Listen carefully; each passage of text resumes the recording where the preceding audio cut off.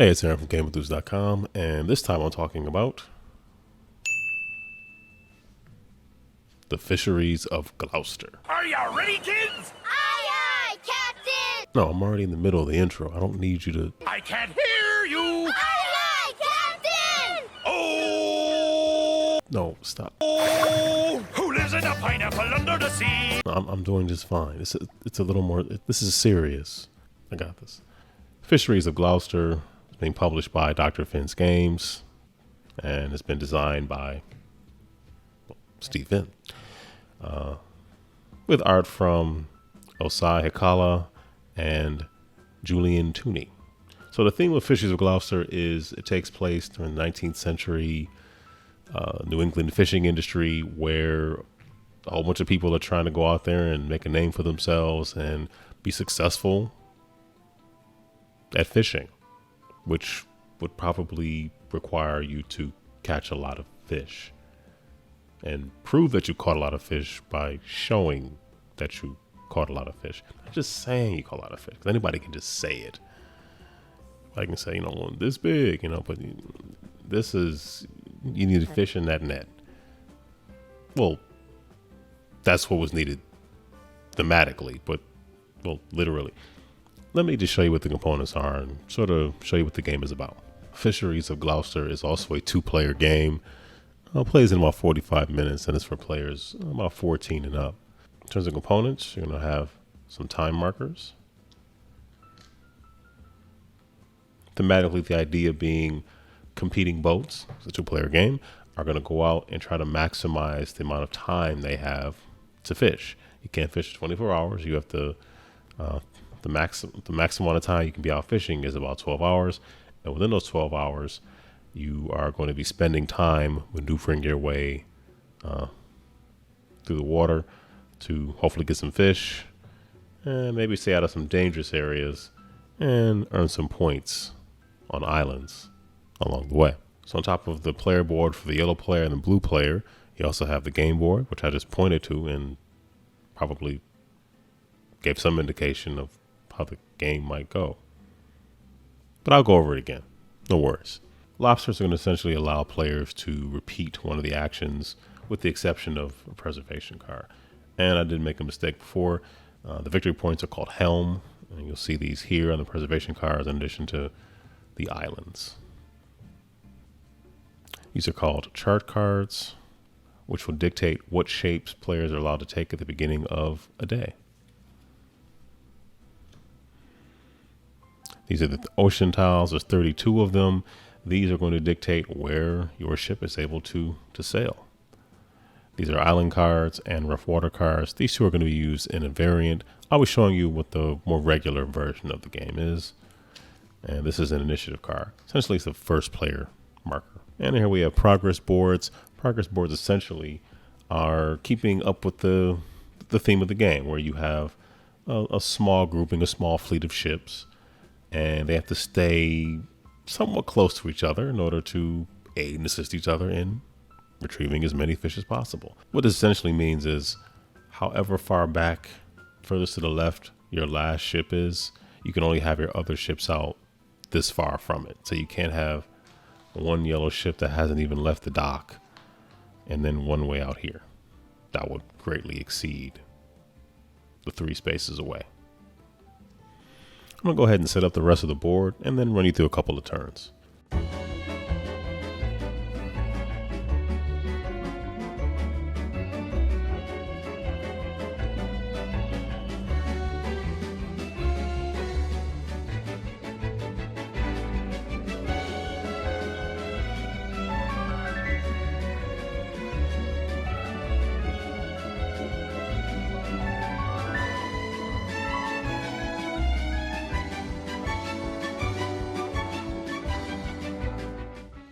Okay, so this is what a 2-player setup might look like for a regular game, where we have various fish out here in the water.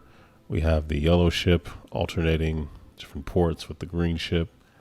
Each player has the aforementioned lobsters. We haven't added time yet. We're going to get there. We have our time markers on 0. We have these 6 different types of preservation cards. So This deck here is for just individual colors, so gray, blue, black, and brown.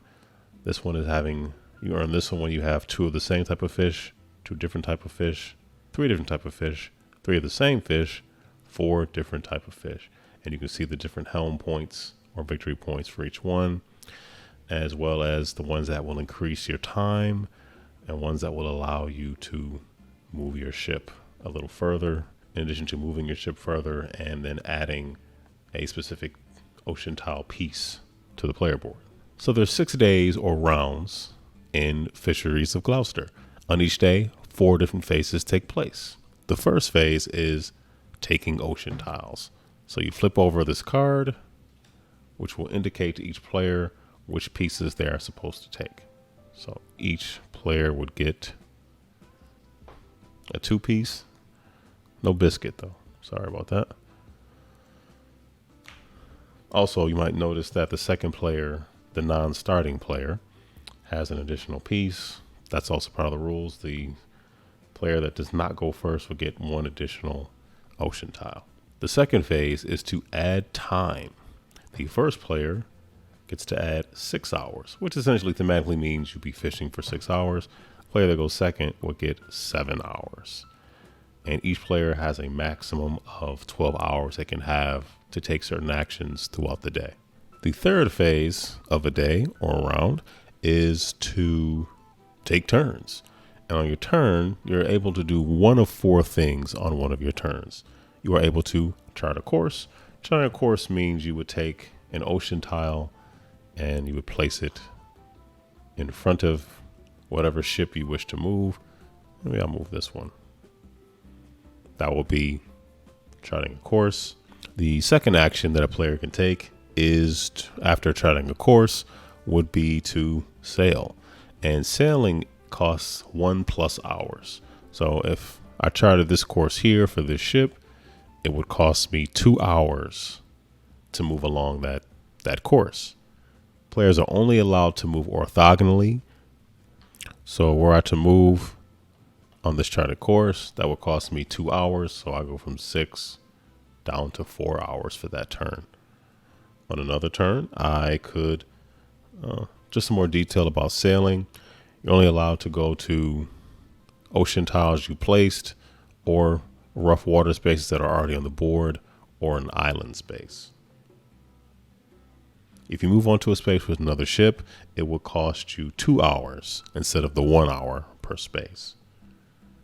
If you go through rough waters, these are rough waters, those will also cost you 2 hours per rough water space as opposed to the 1 hour for the calm ocean spaces. Moving your ship counts as 1 action during your turn, regardless of how many spaces you actually move. The whole act of sailing the ship is the action. Charting the actual course costs no time at all. Actually sailing costs time. Chart a further course here in order to show you. So you are allowed to fish on any space that is orthogonally adjacent to a space that any one of your ships is on. So I could spend 2 hours to fish in these 2 areas because these are orthogonally connected to the ocean tile space that my ship is on. Cost me 2 hours to do that. Let's say I had already charted this course and somehow I had this many hours, even having traveled that far. It would cost me an additional 2 hours to gather these fish. And then the last action you can take on your turn, remember, you can only choose 1 of 4. You either have to chart a course on your turn, sail, fish, and the last thing you can do is called preserving fish, which deals with the preservation cards. So you can only do that once per day. So if you're taking one of those 4 actions on your turn, then it's the other player's turn and it comes back to you. The first 3 things you're allowed to do multiple times. I can chart, if I have 3 turns, I can chart 3 different courses. If I have enough time, I can sail over 3 different turns. I can fish over however many different turns. However, preservation cards can only be done and gathered, once per day. So once per day, I'm able to look at what's here. And let's say I would earn this card here, which is the 2 of the same fish card. Gives me 2 helm points, 2 victory points. Also allows me to move a ship 1 space and take this shape and apply it to the board, and then move the ship that number of spaces. So when a preservation card has been taken, the one underneath it is flipped over, revealing what its requirements are, which are essentially the same. But this one, you get 3 helm points, and this one would add 2 hours to your day clock. If you have no more hours available, or let's say you've exhausted how many ocean tiles you have, when it is your turn, you can say that when it is your turn, you can forego taking an action, thereby ending your individual day. If another player has more hours, wants to take more actions, more turns, they're able to do so. But then the day is complete, or the round, once both players have effectively ended their day. Also keep in mind that when your ships do come out, the ships that are furthest to the left have to line up with this marker. So if I'm not putting ocean tiles out here, I'm just showing an example. This would be moved out here, which would also mean that this ship is not compliant as it's too far out from the rest of its brethren. So you wouldn't be able to go that far out. So this is going to move to the right and be lined up with your ship that's furthest to the left, thereby regulating how far away your other ships can be. It's probably a more succinct way of putting it, but you get the idea. So those are effectively the things that players are able to do in the Fisheries of Gloucester. Let's just run through a couple of turns. So it is the yellow player's turn. Also, the player who ends their day first will receive the initiative card, allowing them to go first in the next day. So let's say this is day 1, or there's 6 rounds or 6 days. And at the end of the 6th day, the player with the most helm points would win. If there's a tie, the player that currently has the most fish would win. And I should mention that you can use the lobster during any one of your days in order to repeat an action. The lobsters also allow you to repeat another action. And in case you're wondering, you can move backwards. You can move to the left, should you wish to do so. Okay, we'll start off with the yellow player here. So the first thing they're able to do, we've already taken the ocean tiles. We've already added our time. We're up to 6. Player 2 is up to 7. They get a little more time for going second. We've done all that. So now we're taking a turn. So we can chart a course. We can sail, fish, or preserve fish. Really, at the beginning of the game, all you think you really do is chart a course. So I'm going to put that down there. So that course has been charted. And now it's going to be over to the green player over here. And they are going to chart a course that way. Back over to the yellow player here. Now, you can see they're going, if they keep going this way, they're going to go right into the rough water, which eats up an extra hour of the day. We don't want to do that. So they're going to continue to chart a course.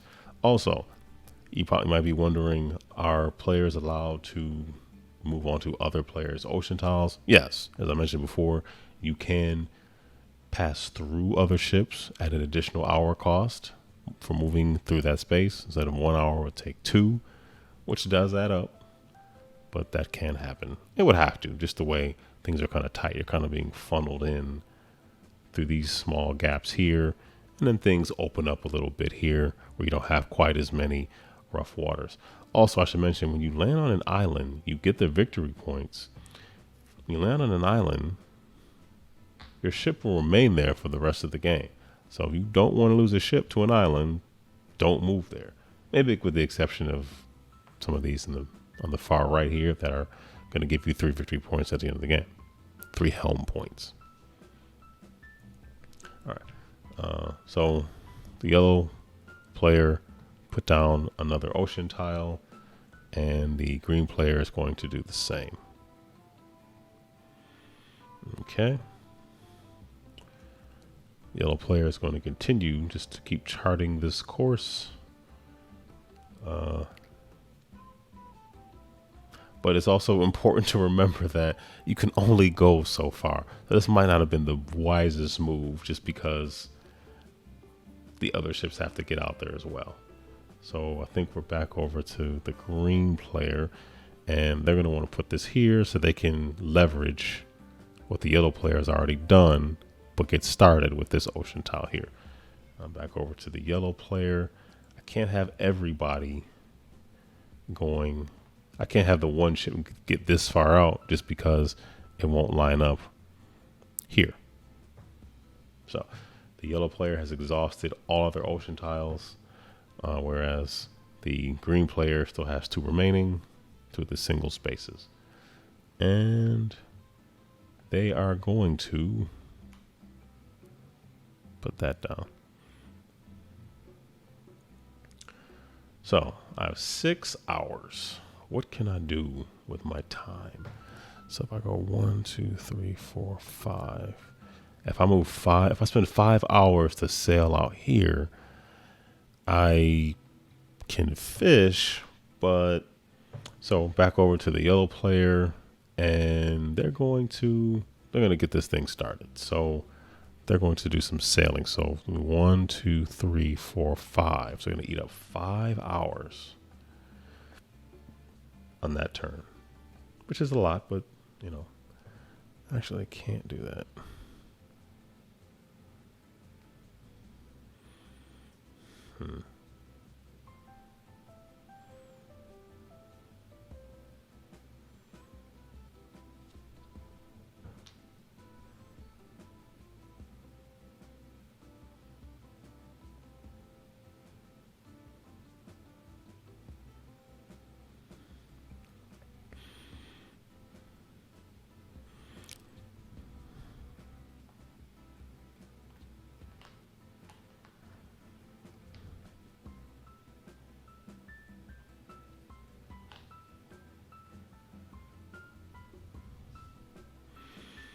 Okay, so I added a couple of ocean tiles just to sort of. Okay, so I added a couple of ocean tiles to sort of to. So I went ahead and added a couple of ocean tiles to simulate what it might look like a little further on, just because of the spacing requirement that the ships have to adhere to. It'd be kind of hard to show what fishing looks like because I wouldn't be able to get out there. So let's say the yellow player had sailed some of these ships out here, and we're going to ignore the fact that even to sail out here, they would have had to spend some hours. I just want to show what some of the actions look like. So if I wanted to get out here, it's going to cost 1, 2, 3, 4, 5, which also means that this would shift out here. So the furthest I could go out would be right here. The yellow ship can go out. So that's going to be 5 hours to have gone out that far. And keep in mind that I'm not adding the hours that I spent just getting these ships out here. This is just for an example. And let's say the green ship had also been getting out there as well. And the green ship is going to, let's say, add that there. Okay. I didn't deduct the hours just because I'm trying to show this for informational purposes. So, actually. So I pushed the green ships out as well without really deducting any of the hours, just to give some examples. So the green ship could fish right now on their turn, and they would take this gray fish here, and it's back over to this player here. Now remember, fishing is 1 hour to fish essentially in any orthogonally connected space. So I could yellow player could essentially fish right here and grab these 2 and spend 1 hour. And let's say I had 1 left, I'd be at 0. Having the ships out here, the green would be significantly down from 7 hours. Let's put it down to 3, just for an example. So back over to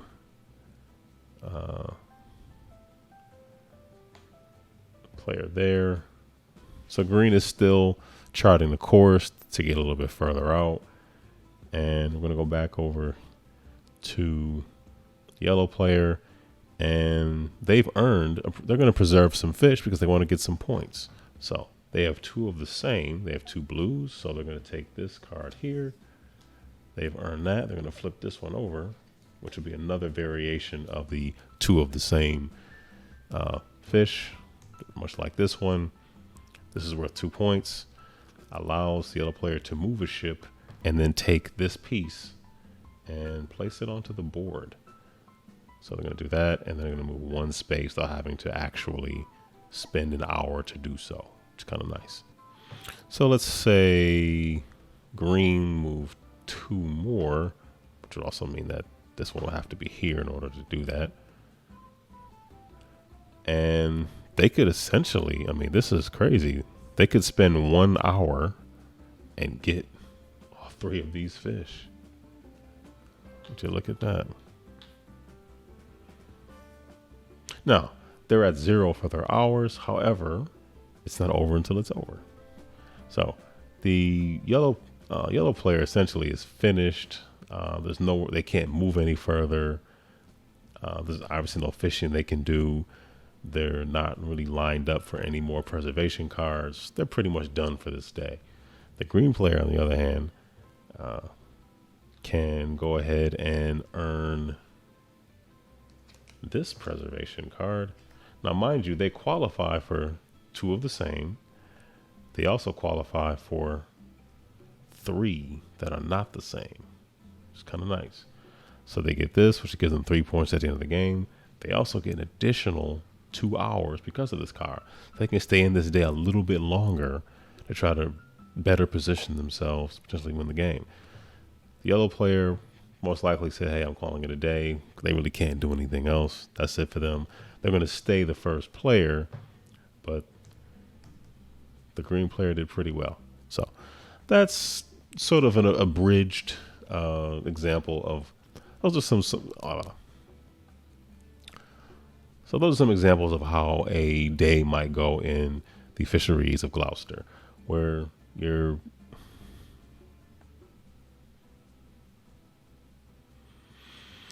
trying to not necessarily use all of your tiles immediately. Like I showed you might want to conserve some for subsequent turns and days. So you don't use everything, but you want to position yourself to, get one of these, really, really great fishing days where you're getting a whole bunch of fish, and you want to do it before your opponents do it. But everything has a cost, but most actions have a cost in terms of hours, so you can't move everywhere you want. You have to really be strategic about where you want to go, and charting, which does not cost any time, allows you to do that. But it also can open opportunities for your opponent to use the exact same things that you charted to chart their own courses, to get fish, to try to win. So you got to be careful. So that's essentially how the Fisheries of Gloucester plays.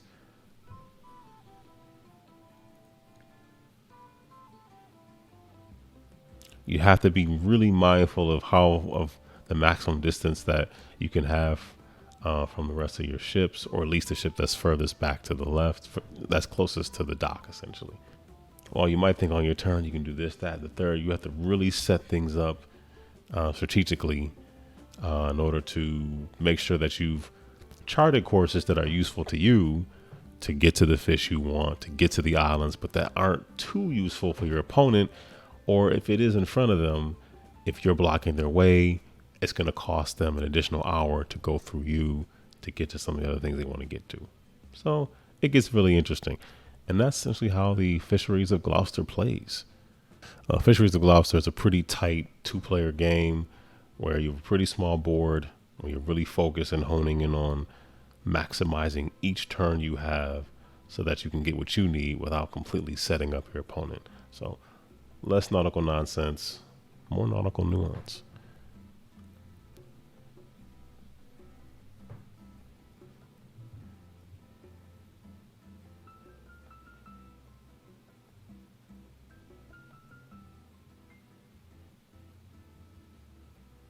If Fisheries of Gloucester looks interesting to you, you can bait your browser by clicking on the link in the description and supporting it on Kickstarter, along with 3 other titles that are going to be a part of Dr. Finn's Games 2022 lineup. that's going to do it for me. Hope you enjoyed this video about Fisheries of Gloucester. Hope you enjoy fish. If you don't enjoy fish, then that just means I guess there's more for me. So anyway, thank you for watching. Take care. Stay safe. Be blessed.